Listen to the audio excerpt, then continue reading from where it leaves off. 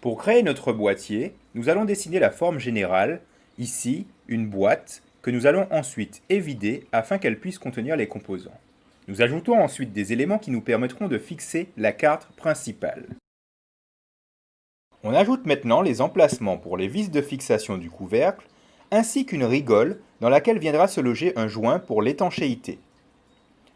On arrondit maintenant les angles afin de rendre le boîtier plus ergonomique. Nous ajoutons progressivement les autres éléments du boîtier avec par exemple ici l'élément qui nous permettra de fixer l'objectif de la caméra dans le reste du boîtier.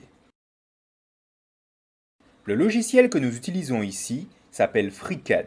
Il s'agit d'un logiciel libre et gratuit. Vous pouvez retrouver les liens pour le télécharger sur le site du BICLAB.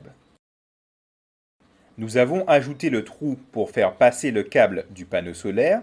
Nous ajoutons maintenant un bloc qui nous permettra de faire pivoter la caméra sur un axe afin de l'orienter pour les prises de vue. Nous ajoutons d'autres éléments divers qui nous serviront à fixer des accessoires comme des lampes infrarouges pour filmer la nuit. Nous allons maintenant transférer notre modèle 3D dans un second logiciel, Prusa Slicer, qui va découper notre modèle 3D en fines tranches.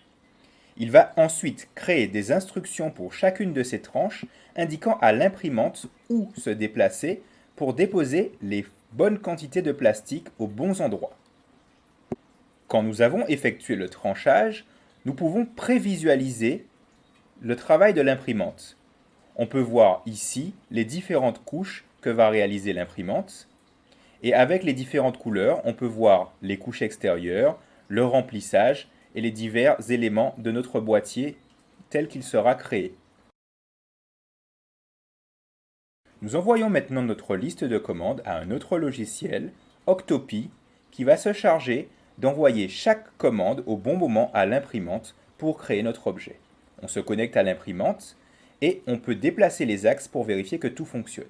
On peut alors lancer l'impression.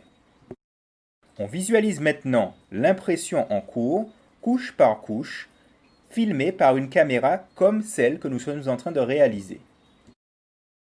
Une fois notre impression terminée, on récupère la surface d'impression pour en décoller la pièce. À ce moment, la pièce est encore couverte de support que nous allons maintenant enlever avec une pince ou à la main quand c'est possible, afin d'obtenir notre pièce finalisée. Enfin, nous ajoutons des inserts métalliques avec un fer à souder dans la pièce afin de pouvoir visser et dévisser le couvercle facilement et de façon sécurisée. Notre pièce est maintenant prête à l'emploi. Au BICLAB, ça fait de la science tous les jours.